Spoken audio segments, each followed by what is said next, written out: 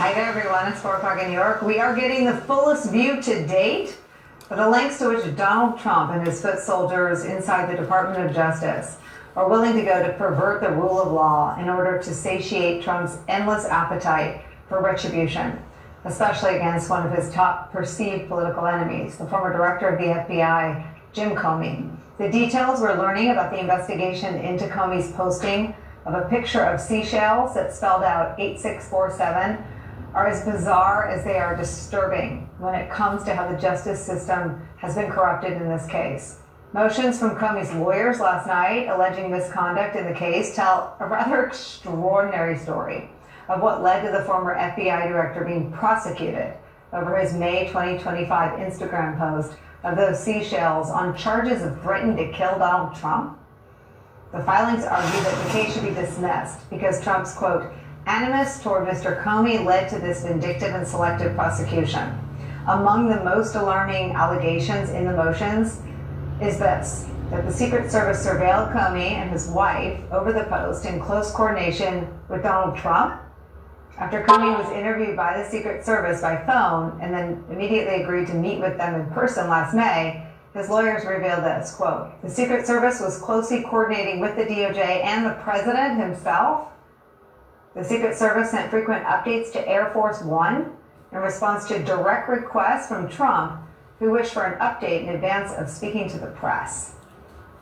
A Secret Service supervisor who was asked that night about conducting electronic surveillance of Mr. Comey on his drive back to Washington the next day made clear that it was, quote, legally a bad idea because there was no belief of, quote, imminent danger to life to justify the warrantless surveillance.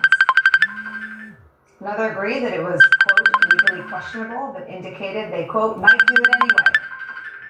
The filings also reveal a far-fetched effort to attempt to prove that Comey knew the term 86 meant murder because of his work on mob cases. It's a theory, again, so bizarre and so legally dubious that it caused Trump's first Attorney General in his second term, Pam Bondi, to push the case and keep the case on the back burner.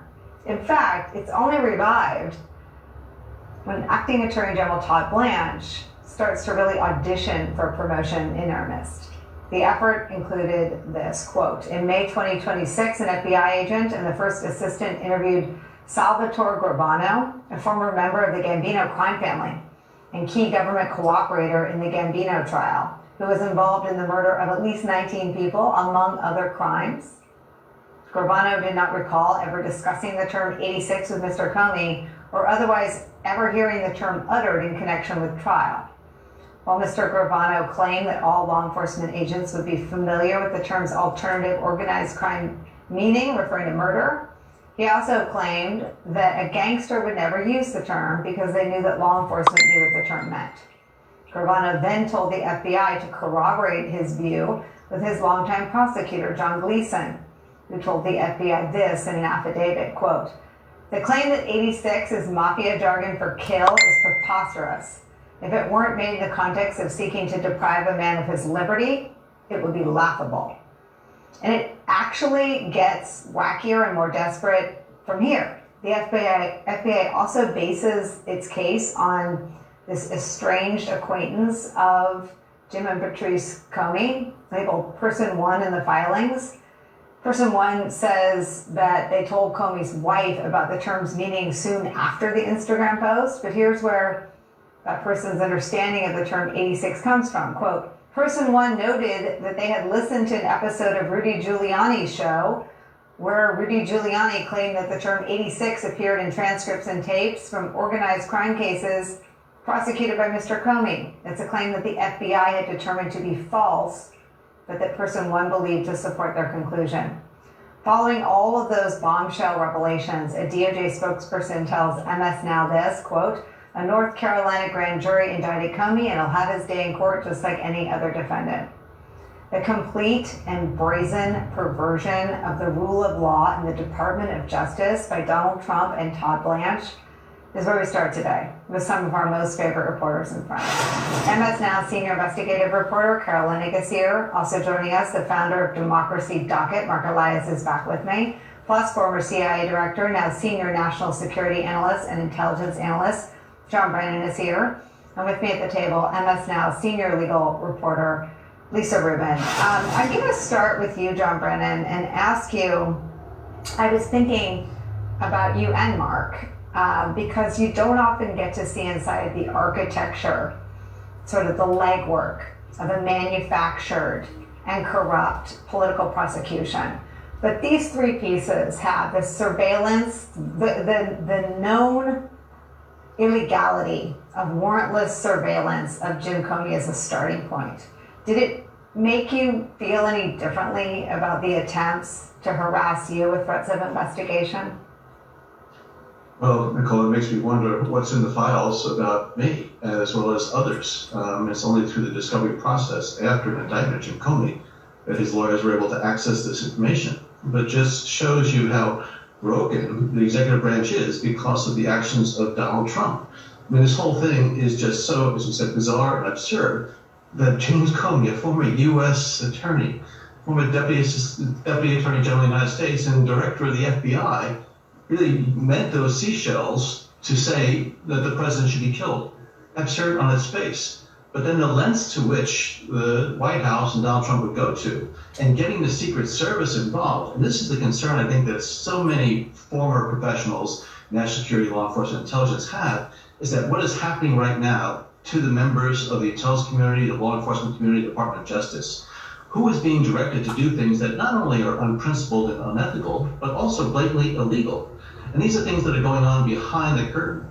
And the fact that you have a Todd Blanche, who authorized these things, up for the Attorney General of the United States, has been nominated to be in a very, very solemn position.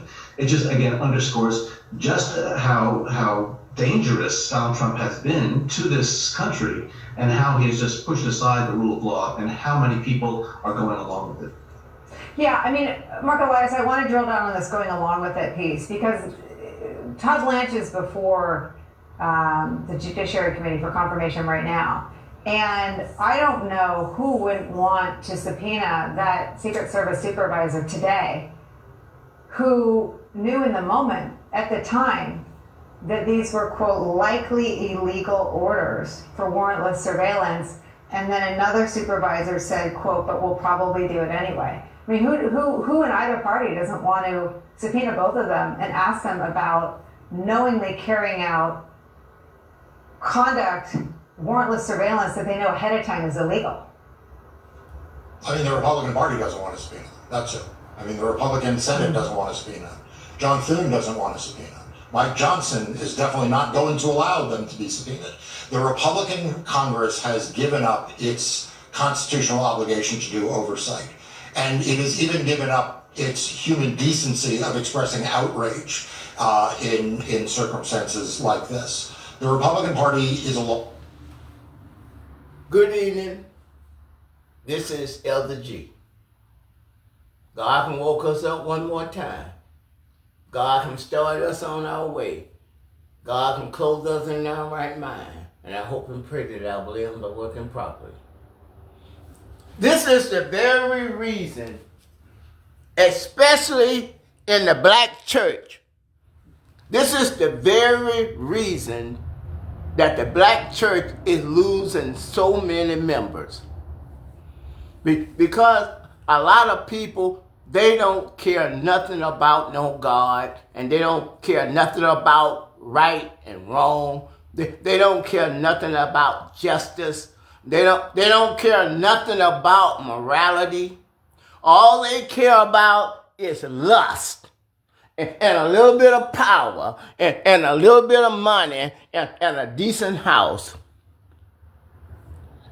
Those prejudices is white folks in America is only supposed to be about 35% of the population. So that means that 65% of American population claim they believe in justice and freedom and righteousness, but God is proving them all to be liars.